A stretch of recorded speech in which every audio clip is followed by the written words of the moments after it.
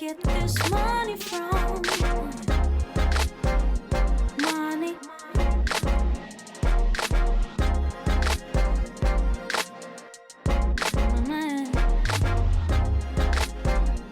Money.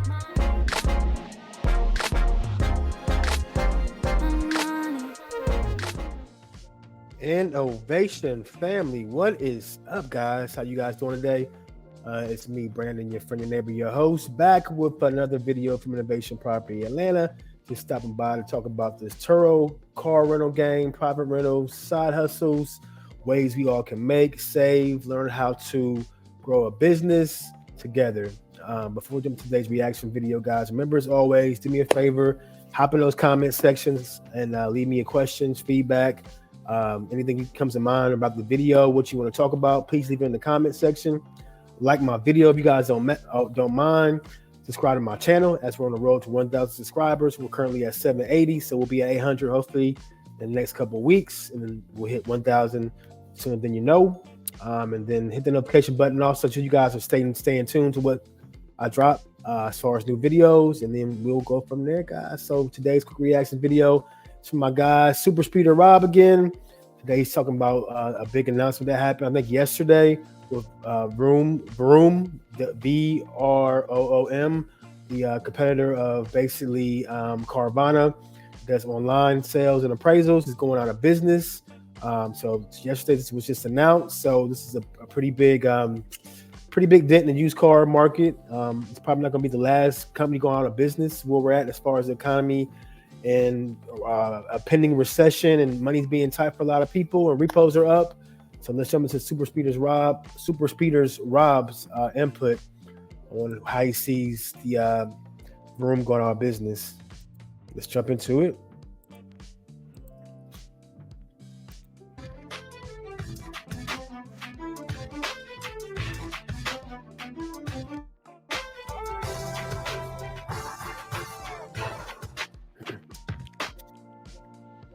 All right, guys, Rob Ferretti here, and let's talk about car values because something big just happened like a couple of hours ago, and it's with a company called Vroom. And you may know Vroom, Carvana.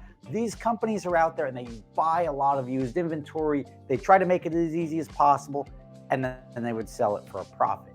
Problem is when you're sitting on a lot of inventory and the market goes like this, because the car market, for anyone who is watching, is inevitably, they've got to recognize that it's soft, and that the values aren't where you want them to be, and you can hold on to your car till you're blue in the face and hopefully you're not upside down in your loan, but that's a big problem right now. Now, Vroom just went out and they first laid off like 800 people and they discontinued their retail buying and selling of vehicles. So there is no more Vroom buying your car, picking it up from your house and bringing it somewhere and then selling it to somebody else. Now, I have experience with Vroom. They actually bought my Subaru. And I got very lucky. They also bought my Tesla. I got very lucky with these because I bought my first Tesla and I think I made money on it. Right now I've now buried in the ones that I have, but I made money on the Tesla and also my Subaru. Just real quick before Rob jumps in even more, what I'll say about Vroom, I never had any luck with Vroom. So I have bought cars from Carvana for my fleet. I bought cars, of course, from big dealerships here locally. But I never bought a car from Vroom. So when I try to get trade-in value or get an estimate on their website, they always seem to be pretty low as far as trade-in value when you want to sell a car to them. So I never had any luck with them. Carvana's not that bad. The most money I got for all my cars have come from CarMax. So I just sold it to CarMax back in the height of the used car market when it was pretty high as far as the pricing and trade-in value back in 22 and 21. But I know those times have changed drastically, and the used car market is softened up a lot, and trading values are back to the normal, if not even a little bit lower as far as trading value. But I never had any luck with Vroom as far as getting a solid trading value. So let's kick it back to Rob. Terrible Subaru. It was a Ascent. It was a 7-passenger, absolutely garbage car.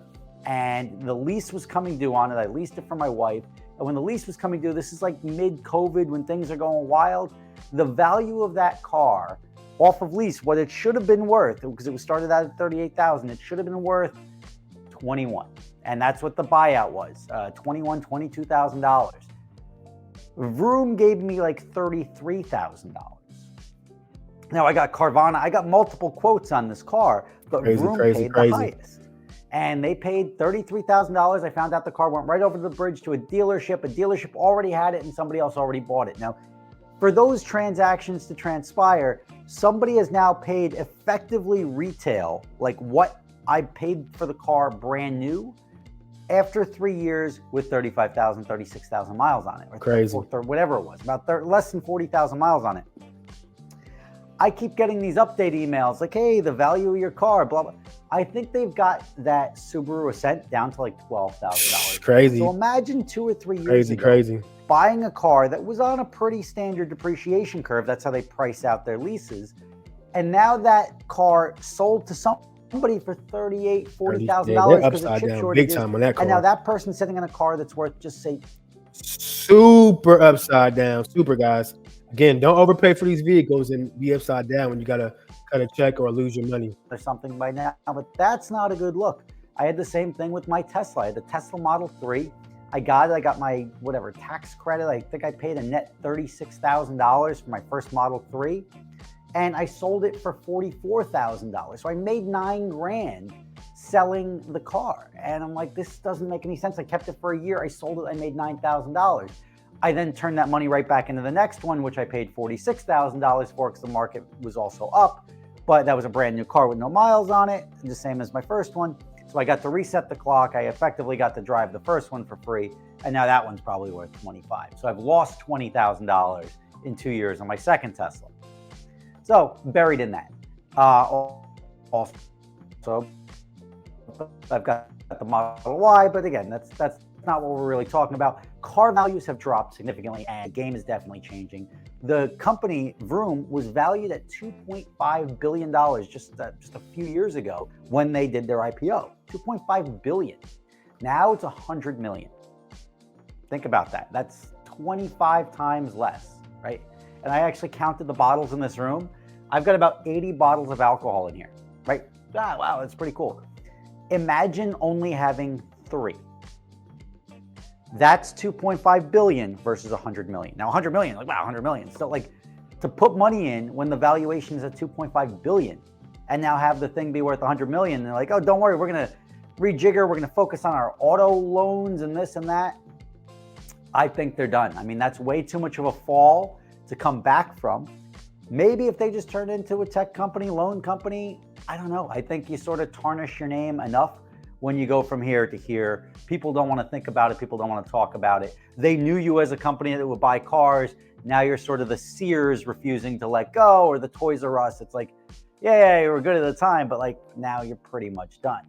So a lot of people out of work, but this is also a bigger indicator of what's going on in the market. A lot of people love to hold on to prices and say, like, I know what it's worth, but you have to acknowledge at a certain point in time, it may not be worth what you want it to be worth. Now, I think, let's look bigger picture. I think standard cars are depreciating hard. Like the stuff that people overpaid for, the pickup trucks that were somehow retaining value so terrifically, even with miles on them, that stuff's all gonna hit hard. The cars that are collectible still will retain value. The cars that are not ever going to be produced anymore, I think are going to be a strong segment, or the strongest of the segments over the next 5 to 10 years, because they're becoming rare. It's like when they discontinue a production, everyone's like, wait a second, those Ford GTs are pretty good. What, like they couldn't sell enough Ford GTs to keep the production running. So they cut the production in half. Next thing you know, people would line up to have them start that production line back up. The cars are selling for triple what they sold for new with miles on them, or even with low mile, whatever it is. Like they're selling 3x what the MSRP was when they couldn't sell them off the dealer showroom floor. Same thing happened with Carrera G, or McLarens, LFAs. This thing sat for years and it's like 450 down to 300, 320. Who wants to buy this thing? Nobody would buy it. Now you're paying $300,000 for a GT4 RS. So like fun cars and analog cars and non-hybrid cars, I think are going to be very strong as the billions of people on the planet decide to start scooping them up, knowing that there's not going to be anything like that in the future, at least from a major manufacturer. And those I think will be safe. Everything else expect it to be soft. If you want to get out now and take a reasonable offer. Don't say, I think it's worth something. Don't worry about being upside down in a loan, because a lot of people are upside down in loans right now. There's a good chance that the person that bought that Subaru Ascent for $40,000 used 3-year-old car with 40,000 miles on it, they probably didn't buy it in cash. They probably financed it. So now their loan on that car, because the banks, all they could do is go off of current loan values at the time. They can't be like, well, this is a bubble. They have to lend. Otherwise, the payment will be $1,800 a month for a $40,000 car on lease. So if somebody leased that car at $600-700 a month, which was double what I was paying, they're still not amortizing it down to where it actually is worth now. So they're upside down on it. Everybody's upside down. The banks are upside down on loans. And people, what they're going to start doing is try to figure out how to hold on to their cars. How do I keep it, right? How am I going to keep my car? I'm going to start renting it out in Turo, but everybody's renting it out in Turo. So the values are going down, or like, it's just an ugly market. I think, and don't take this as financial advice, but I think it's going to be a rough year financially for a lot of people. I think the market is not very strong. I know it's up there, but like, I think it's going to be a down year economically. And talk about all the election stuff you want, talk about whatever you want. I think it's going to be a down year economically, and there will be good buys at the end of the year. I don't think this is really the time to buy, but I do think the values of the cars are going to be coming down hard, and we're going to have a very interesting 12 to 24 months before stuff starts to level out. So let's see what happens. If you were shopping, now you've got Carvana is pretty much the best of the best of what's left. But even then, you're not going to get strong offers. A lot of times, like I was trying to sell some cars, the offers I was getting from Carvana and everything else on these cars that are nothing wrong with them are 30,000 or whatever, 25% under what the Manheim wholesale is. So what it's going through auction at, they're offering 25% under where they used to be offering Manheim plus. So if that doesn't show you what the market is, how overreaching, oversaturated, how much of an effort that Vroom was going through to try to steal the business and win the customers, because I had a great experience.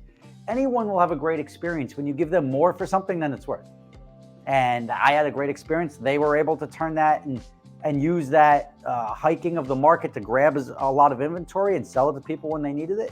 But that has since dried up. They were left with a bunch of cars, and a lot of cars that were worth a hell of a lot less than they should have been, and a hell of a lot less than they paid for it. And then the big guys at the top said, we're down to 3 bottles. So if you worked at Vroom, sorry you lost your job, but if you invested in Vroom on the IPO, you're probably feeling even worse. I'll be buying cars in the spring, just like I always will. The safest way to navigate this is if you buy and sell seasonally, or if you buy high, sell high. If you don't, you're never going to be the guy that always buys low and sells high, or always buys high and sells low, which is easier to do. But you're never going to always win. So just sort of ride that wave and make sure if you're getting into a hot market, you're also selling at the same time. Yeah, Rob Ferretti. Thank you for watching. See you next time. All right, guys. So that was Rob's input on Vroom and what's going on. Let me give my 2 cents as always as I jump in here. Let me make myself a little bit bigger. So great input from Rob. Sorry to hear about Vroom, but Rob is on the money when he talks about trading in the car and getting the most value. Now is not the time to get the most value. If you got a little bit of extra new inventory, it's not a bad time to buy a car in terms of trade in or sell one of your cars out of your fleet to buy something different. If you think the new car you're going to get is going to create more value. But overall, the good old days are over with.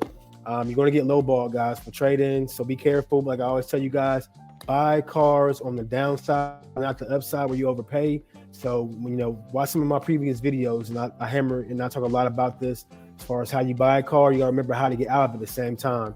So it's just not going to a dealership all willy-nilly excited to buy a vehicle. That's how they get you. Remember your exit strategy too when you're going to buy a vehicle, so you guys can make sure you're not upside down too much. And if you are, you might got to cut a small check and not a big check. So that's today's reaction video, guys. Thanks for watching. Tune into the next one. You guys have a good rest of your day. Never been so lucky I can have it all. Can I simply ask you where you get this money from?